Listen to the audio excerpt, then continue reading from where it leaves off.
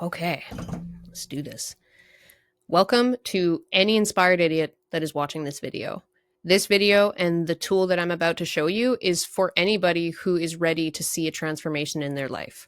So maybe you're in business and you want to see yourself hit a new level in your business, or maybe you're just trying to make a personal change and you're ready to shed some old habits and step into a new version of you. Either way, my hope is that you'll be able to use this tool to get clear on what you really want, what you're ready to let go of, and how to start making the changes that you actually want to see. So I'm going to keep looking back and forth between the camera and my screen. It's going to be weird, but who cares? It's not what we're here for anyway. So I want to show you with this how simple it really is to transform your life once you actually decide that you're ready to. Something that Tony Robbins said that has always stuck with me is that transformation can take people 10 years, but it's not the actual transformation that takes 10 years. The transformation itself is very quick. It's the getting to a point where you decide that you are ready to transform that takes people 10 years sometimes. So my hope is that this is going to show you how simple it is to start making those small mindset changes that lead to transformation in your life. This is what I changed in my life, and this is the process that I've now put into a free resource that other people can use to do the same thing. So let's jump in. So I've already kind of gone over who this is for, but when you guys get this workbook, you can dive into this a little bit more. Who is this not for? So if you're not yet at this point where you're ready to leave behind your old stories about, why you are the way you are, this probably isn't for you, because this is going to require you to get really direct with yourself. That's the first thing that I require of anybody that I work with, is that you're ready to be 100% honest with yourself and own your shit. So if you're still in a place where you're like unhappy, but you're telling yourself that it's because of something other than you, I kind of hope that you still do this anyway, honestly. I think you could still get something out of it, but just know that you're only going to get out of this the energy that you put into it. So try to have an open mind. If you are genuinely curious about changing your life, then try to hold on to that curiosity instead of the skepticism and this isn't going to work and this is stupid, because that kind of closed mindset is not going to help you change. It's going to help you stay exactly where you are. And if you're here today reading this workbook, watching this video, I'm guessing you know that you don't really want to stay where you are. So moving on. So this is a little bit about me. This is a very brief story of how I changed the results in my life by changing my mindset. And if this doesn't impress you, that's fine. You can click onward. You can go watch something else, because I'm not here to try to impress you with my life story. I'm here to keep leveling up in my life and help my clients keep leveling up, and to show you guys how you can do the same by showing you what kind of changes are possible when you change your mindset. Because in order for me to go from the left to the right, I changed everything about the way I thought of my life. I went from a bored 9-to-5 employee who literally every single day when I was at work, I would think, is this all that my life is going to be? Is working in this cubicle? I had to change my mind about what my life could be. So I went from a 9-to-5 employee to a full-time entrepreneur. I went from working in a cubicle to working in cafes in Europe and rooftop Airbnbs in Thailand. I went from earning $0 as a new entrepreneur to earning $16,000 in 1 month. And I did that within 6 months. I went from having an eating disorder and a toxic relationship with fitness to now loving exercise and my body. You guys can dive into this a little bit more. I've now coached over 300 people, and I've interviewed probably now over 1,000 people, maybe even 1,100, to understand what holds us back when we say that we want something, what holds us back from actually doing it. And I've kind of become obsessed with this. This has ended up being the thing that I write about, I coach about, is showing people how to change their minds so they can accomplish what they want. Because you really can accomplish anything that you really want to if you change your mind about you first. So I made 5 big life changes, and I'm going to walk you through them. And then I'm going to give you some exercises on how you can start making these changes too, to become the thing that you want to be, the version of you that you want to be. So the first thing that I'm going to get everybody to do, I find that it's usually easier to identify the things that we don't want than it is to identify what we do want. So in the column on the left, you're going to identify what are some things that you know you do not want out of life. You do not want to live in your parents' basement forever. Maybe for some of you, you do not want kids. Like whatever you know that you don't want, write it in the left column and then write the opposite of that for what do you want out of life. It's really surprising how many people don't actually feel like they know what their vision of their life is. So it's easier to get clear on what do you not want, and then let's dive into what do you want. All right.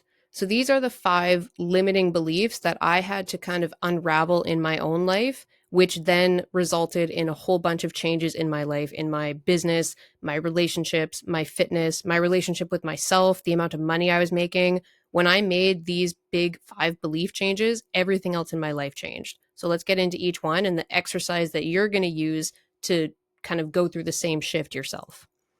So the first thing is I had to accept that my life is 100% my responsibility. And if I didn't like the way that my life looked today, I had to accept that my life is a result of the choices that I have made. So I wasn't that happy with my body or my freedom or the direction that my life was going. And I kind of had to stop playing the victim and keeping that mindset of like, oh, this is just how it is. I can't do anything about it. Poor me. That doesn't get you anywhere. And it just makes you bitter and resentful and honestly kind of sucky to be around. So I had to accept that if I wanted to achieve results I'd never had, I needed to take actions I'd never taken. And the first step in doing that is owning where you have been keeping yourself stuck. So in this exercise, I want you to write down 3 areas of your life where you feel stuck or unhappy. This can be your fitness, your relationship with your friends, with your partner, the amount of money you make, the way that your business is doing, your relationship to yourself. And for each one, I want you to ask yourself, what choices have I made that contributed to this decision? And how am I still collaborating with this problem today? So this is what I meant about like, if you feel yourself getting defensive, like the voice in your head is saying, I'm not the problem, something else is the problem. This is going to be an interesting experiment for you, but I'm encouraging you to keep pushing forward because you probably need this even more than you think. So for each limiting belief that we're kind of overcoming, I'm going to give you a new belief to instill, a new mantra to kind of write down to remind yourself of when you feel like you're slipping back into that old belief. And the mantra here is, it doesn't matter anymore what's happened to me in the past. I control how I change from here. Belief number 2 is you have to decide that you are worth investing in, right? So if I wanted to become something different, I needed to learn how. So for me, I invested in courses to build the skills that I wanted to learn. I hired a personal trainer, despite the fact that it was more than I had ever paid somebody monthly before, because I decided that if I had eating disorders and I had this toxic relationship with fitness and I was getting super obsessive, just trying to do research and learn everything by myself, maybe it was worth investing in somebody who actually knew more than I did. So I had to get to a point where I saw myself as worth investing in, whether that's time, energy, resources. You have to remember that you are the best thing you could ever invest in. You're the only person that you're going to spend every single second of the rest of your life with. So if you're not willing to invest in becoming who you want to be, what does that say about the relationship you have with yourself? So in this exercise, I want you to identify 1 or 2 areas where you have been hesitant to invest in yourself. Okay, so that could be like me, hiring a personal trainer, taking a course in something that you want to develop your skills in. Anything where you have maybe told yourself, oh, I can't justify spending money on that if it's just for me. Just gonna plug in my computer here. And then for each one of those, I want you to write down 1 action step that you could start taking to invest in that area today. And this doesn't have to be monetary. It doesn't have to be hiring a personal trainer. It could be taking a class or setting aside setting aside time for self-care. There we go. Okay, we're okay. So the mantra here is, I am worth every investment I make in myself. And I want you to say that as many times as you need to for it to sink in, because you truly are the greatest thing that you could ever invest in. Number 3, you have to get comfortable with getting it wrong. I think a lot of us really cling to this idea of being right, getting it right. We're afraid to fail. We get frustrated when we think that things aren't working for us. But at the end of the day, if you have a goal, if you have a version of you that you want to become, if you really want it, you must commit to the journey. And failure is part of the journey. It's not the opposite of success, it's part of it. So for this exercise, I want you to think about a goal that you gave up on because you told yourself it wasn't working. And I feel like nobody is going to take a super long time to think about this. It could be a sport, a hobby, a business venture, something that you told yourself it wasn't working, and you probably gave up sooner than you could have.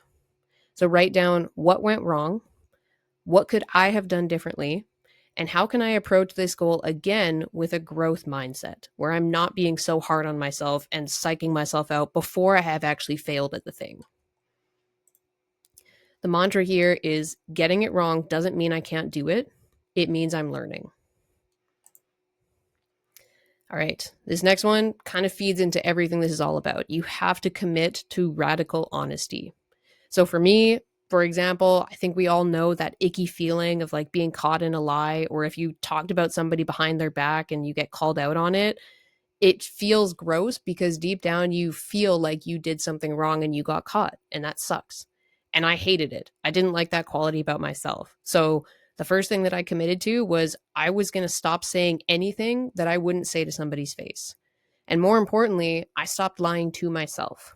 So if I said that I wanted something, if I said that something was important to me, I took action in accordance with that, because inaction is just another lie. It's you not showing up for you. And if you don't even trust you, then you can never expect anybody else to trust you, and you can never expect to actually hold yourself accountable to the things you say you want. Because if you don't trust you and you set a goal, you don't even believe you that you're going to achieve it. So honesty is what builds your confidence and makes you become somebody that you truly trust and respect. So this is a non-negotiable step here. So the step that I want you guys to take in this exercise is to reflect on one area where you know that you've been dishonest with yourself or with others. Could be both. So I want you to write down, what would radical honesty look like in this situation? And what steps can I take to align my actions with my truth? So the mantra here is, I become someone I trust and respect by living with integrity. This is literally so simple. It's just, you are going to become somebody that you trust, so that when you say, I'm going to do something like set a goal, change my life, transform, you believe that you're actually going to do it because you hold yourself accountable to the things you say you're going to do. And number 5, we're going to drop the qualities that we're not proud of. So this kind of builds off of the last one. I had to get real about what qualities I didn't really like about myself, and I had to commit to just leaving them behind. So whether it was gossiping or blaming other people or hanging out with people that I kind of knew were just bringing me down, I just had to get to the point where I was like, if I'm not proud of this, I'm not taking it with me anymore, not carrying this weight. So I would ask myself, would future me be proud of this decision? Or would I want a younger version of me to model this? And if the answer is no, I don't do it.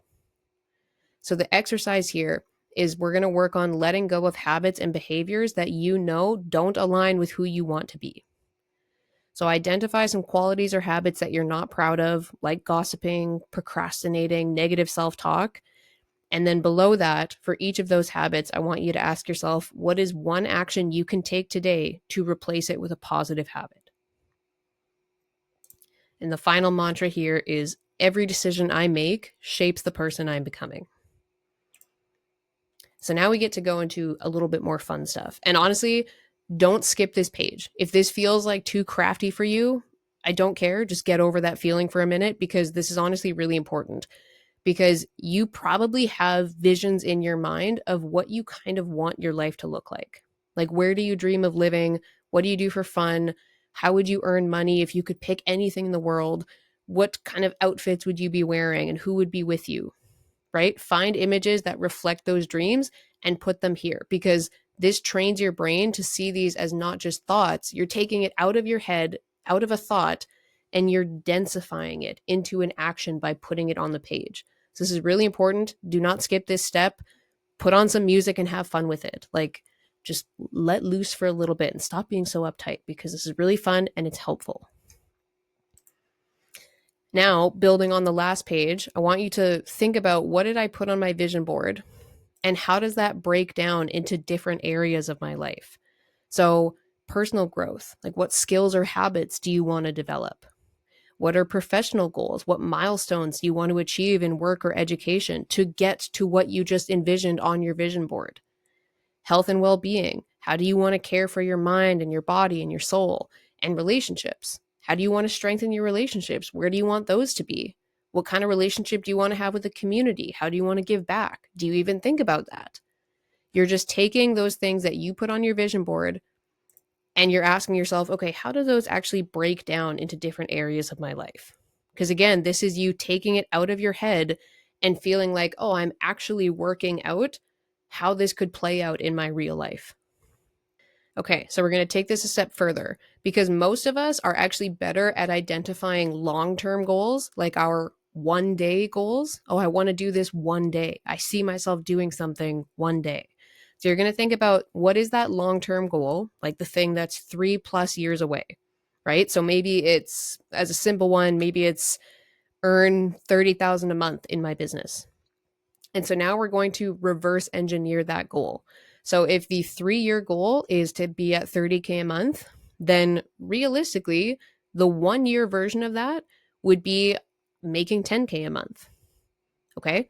So whatever your goal is, you're going to reverse engineer it to what is a realistic 1-year version of that. And then you're going to do it again for a 3-month version of that. So if I said 30K in 3 years, 10K in 1 year, okay, realistically then, if I was making 3K a month, 3 months from now, I would be on pace to actually hitting 10K a month a year from now, and therefore 30K a month 3 years from now. And this doesn't need to be monetary. We're just getting in the habit of thinking about what is a goal that we have in our mind for one day, and how can we reverse it all the way back to pretty much where we are right now? Because that's what's going to give you your actionable steps. And that's what leads us to the next part here. In order to hit that 3-month goal, what skills and knowledge do I need to acquire? So if I want to be making 3K a month and I have no idea how to do that, I don't have a business, I don't have sales experience, I probably need to get that. Probably need to acquire some knowledge about how to sell. Probably need to figure out what is my business? What's the service or product that I want to provide? Probably need to figure out that knowledge. And then right away, when you start thinking about that, when you start thinking, what do I need to do?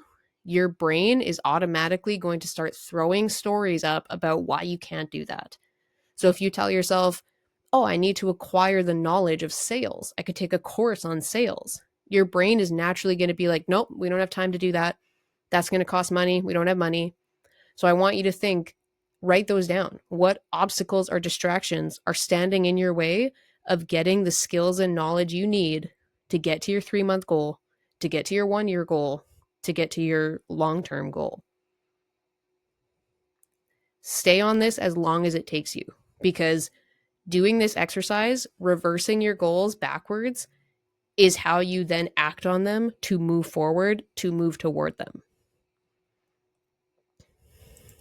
Then you're going to take it one step further. So I want you on the next page here, you're going to focus on these 2 bottom sections.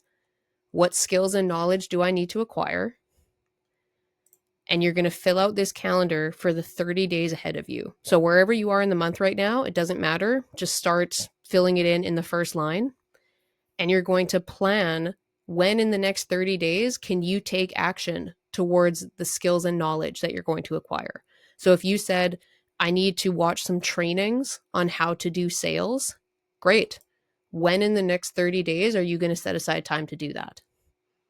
These can be the smallest bite-sized baby steps, but we're putting them in our calendar. We're holding ourselves accountable to actually taking the actions that we have just discovered are the actions we need to take, right? We're getting that clarity, and now we're planning when are we going to do it. And I would urge you to try to stack it in the closest days. Like, don't tell yourself, oh, I'm going to start 30 days from now. And honestly, don't tell yourself anything that you don't actually believe. If you're already at this point and you're like, yeah, I'm just filling this out because she told me to, I don't think I'm actually going to do this, dig into that. Like, why aren't you going to do it? You've come this far. You're more than halfway through the workbook. You're getting clear on what do you want out of your life. but now you're getting to the point where you're putting it in the calendar and you're already thinking, I don't think I'm going to do this. Why? Don't you feel like you're worth it? Do you not feel like it's going to feel good for you to feel that momentum of taking action toward the life that you actually want? Because that's what we're doing here. And this is what I meant at the beginning, that you're only going to get out of this the energy that you put into it. So see yourself as worth it, because these are really simple steps. You just have to trust yourself and hold yourself accountable that you're actually going to follow them. So now we're on to the part where all of the excuses are going to be coming out. Okay, we've just spent the last few pages looking at what do you want out of life? How are we going to get there? And so your brain is probably naturally going into excuse making mode because it wants to keep you in your comfort zone, which means not changing. So we're going to address that. So I want you to think of all the fears that might be coming to your mind right now. And I even gave you some examples here. This is something I literally used to tell myself. It's not realistic for me to have the physique I want. When I used to look at my body in the mirror and I knew that I wasn't really that stoked about what I saw because I felt like I worked so hard to still not be proud of my physique, I tried to like comfort myself by saying, well, maybe it's not realistic. Maybe I can't look the way that I want. Maybe that's not in the cards for me. But that was never a satisfying thought because it was a fear-based thought. It was a comfort zone safety thought of like, well, if I tell myself this story, it gives me the excuse of not having to try. So I want you to identify what are those fears in you that you tell yourself, and what's the story that's attached to that. So there's usually some deeper fear. Like for me, the fear was I can't look that way. I can't look the way that I want. I'm afraid of that because I don't like having limits on my life. And I feel like for how hard I work, I could look the way that I want to look. The fear was that I can't. Like there's something stopping me from doing it. And the story that I told myself was, well, because I've tried in the past and it's never worked, therefore, this fear is real, right? There's always a deeper fear, and there's a story that you're telling yourself around that fear or an excuse, right? So for example, another thing I used to tell myself is, I'm better off alone. I don't really like being in relationships. I think I'm better by myself. That was the story I told myself. That would have gone on the right column.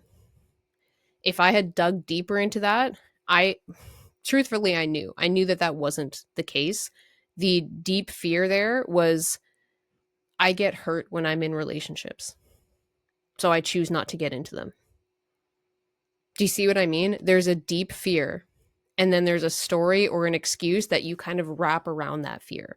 So play around with this section, like really dig into it. What is the deep fear, and what's the excuse that is kind of the clothing that fear wears?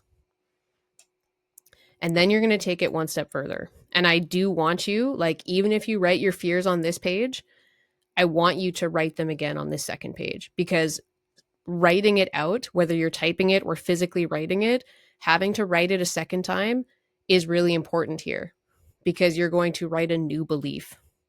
Okay, so you've just gotten clear on what are the fears I have about my life? What are the stories I tell myself about my limitations?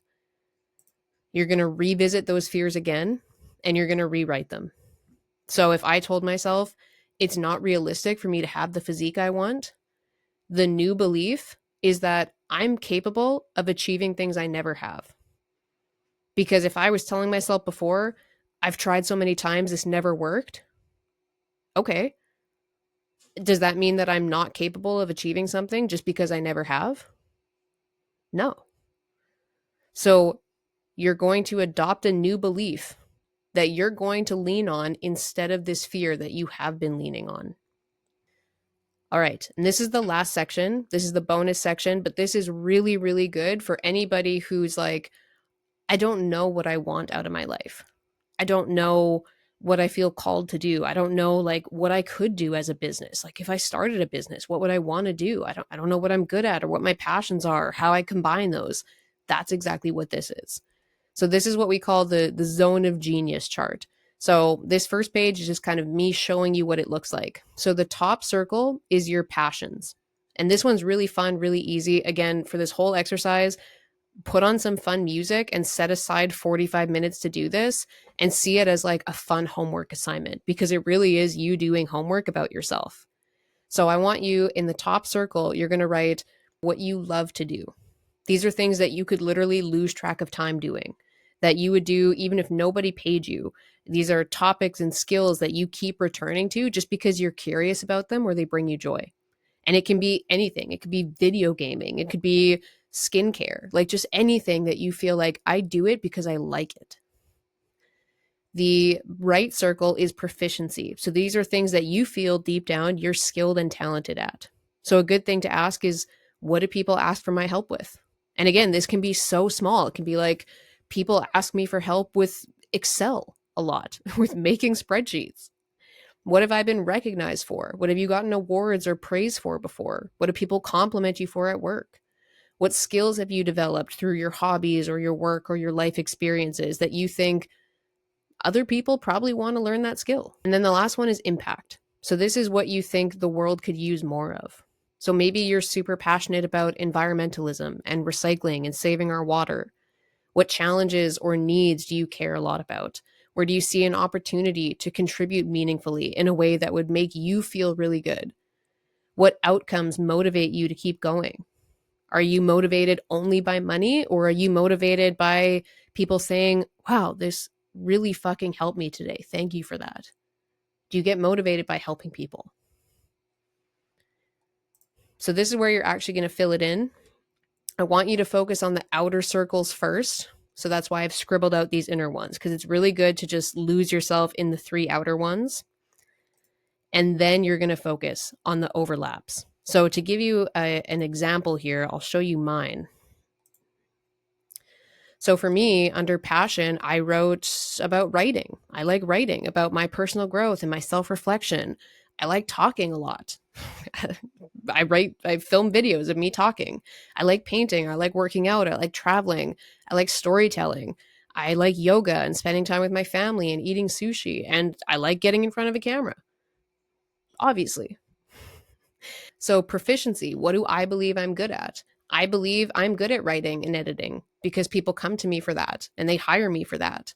I'm good at asking questions and like really prying into people to understand what's stopping them, because I'm good at solving problems for them and helping them get over their problems. I really like fitness and I'm good at it. I feel like I'm in great shape now and I'm very proud of that. I think I can be pretty photogenic in the right settings, in the right lighting, which definitely helps. I really like questioning people's belief. I like explaining things. I like encouraging people. I like confidence hacking. I like communication advice. And I'm very good at self-discipline. So these are all the things that I feel I'm strong at because I either just believe it for myself or I have observed that other people in my life tell me that. And then impact. These are things that I have experienced, especially over the last few years, that I have noticed really help and make a difference for other people. So I really like helping people who feel stuck in their life. I like working with people who have limiting beliefs because I'm good at dissecting those and unraveling them.